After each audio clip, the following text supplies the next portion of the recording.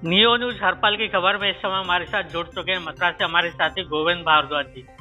गोविंद जी, lockdown का 14वां दिन है आज, और 14वें दिन क्या हालात हैं शहर के? धीरेन्द्र, आपको बता दूं कि लॉकडाउन का 14 दिन आज है, यानी कि एक सप्ताह के करीब और रहा है लॉकडाउन को, जो निर्धारित समय जो किया था सरकार ने। लेकिन जिस तरीके से सरकार की मुस्तैदी रही है, पुलिस प्रशासन जिस तरीके से सक्रिय रहा है, लॉकडाउन काफी हद तक सफल रहा है। लेकिन फिर भी कुछ जगह ऐसा रहा है कि लोग लॉकडाउन का उल्लंघन करते हुए नजर जरूर आए।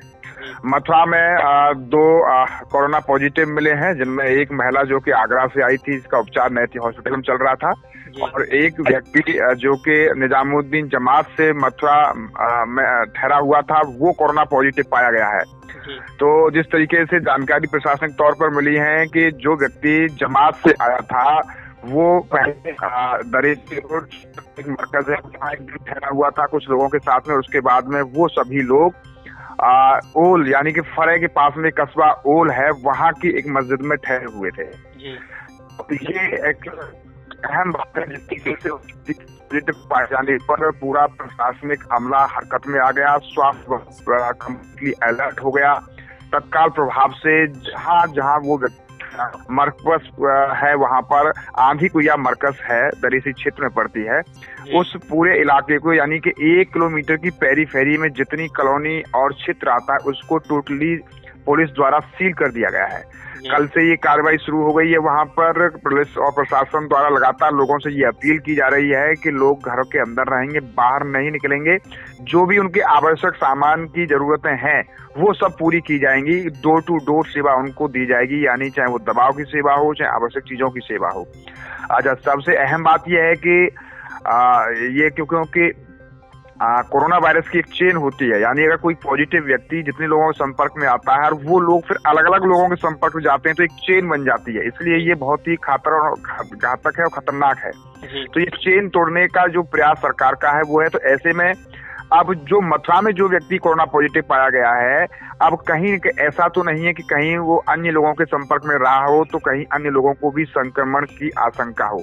तो ऐसे में स्वास्थ्य विभाग द्वारा ये सर्वे किया जा रहा है। जो अभी तक जानकारी हमें मिली है, 22,500 यानी कि उस क्षेत्र में 22,500 के करीब घर हैं जिनको 19,200 के करीब जो आकलन आया है, उन सभी घरों को सर्वे किया जाएगा। यानी कि स्वास्थ्य विभाग की करीब 33 टीमें लगी हुई हैं।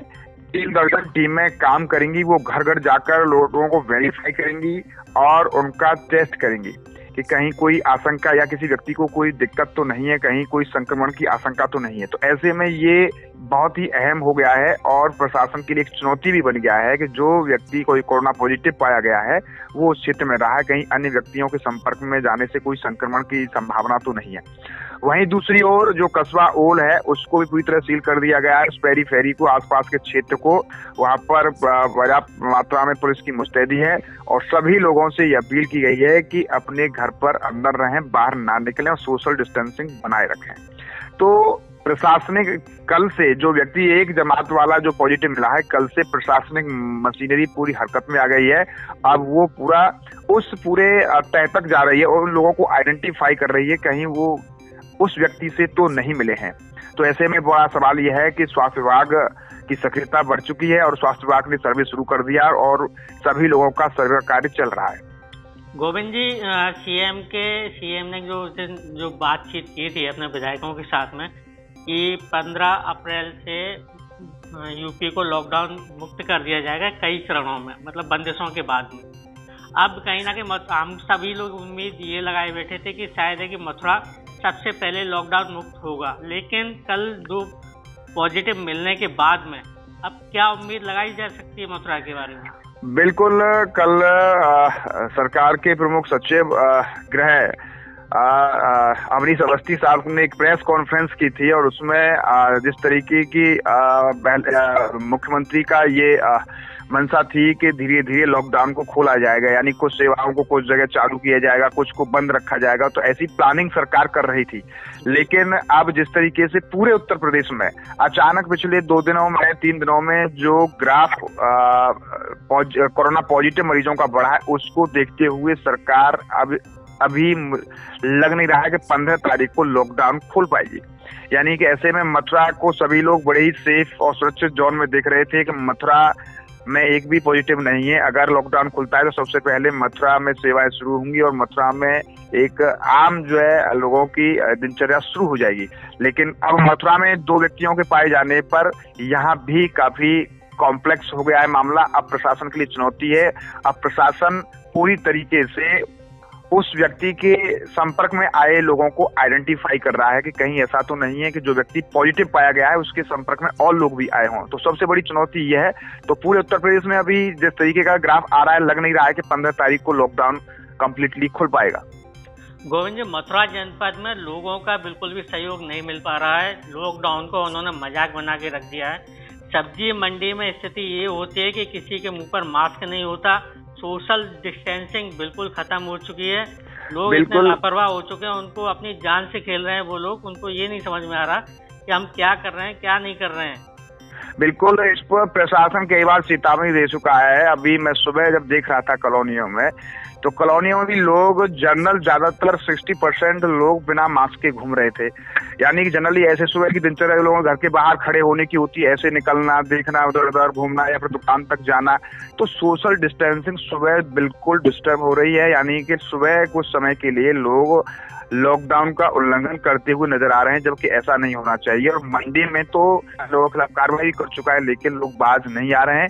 उनको आना चाहिए, क्योंकि ये सिर्फ लोगों की खुद की जिंदगी का मामला नहीं है। यानी कि खुद की जिंदगी के साथ साथ आप दूसरे की जिंदगी के साथ में भी उसको एक खतरा दे रहे हो, यानी उसकी जिंदगी के साथ आप खिलवाड़ कर रहे हो।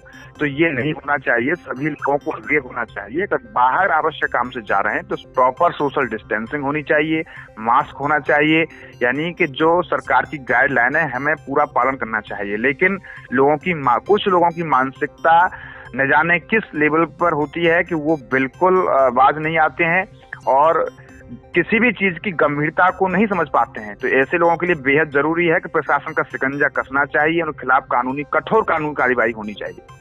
गोविंद जी, ये जो कोरोना पॉजिटिव व्यक्ति पाया गया है, तो ये उन व्यक्तियों में शामिल है जो वृंदावन से जो पकड़े गए थे?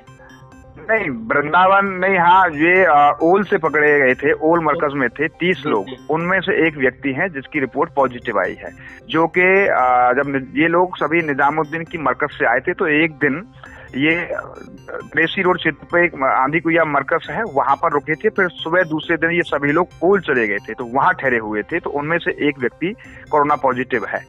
तो ऐसे में ये व्यक्ति उनके साथ में रहा तो उनको भी कहीं ना कहीं खतरा हो सकता है?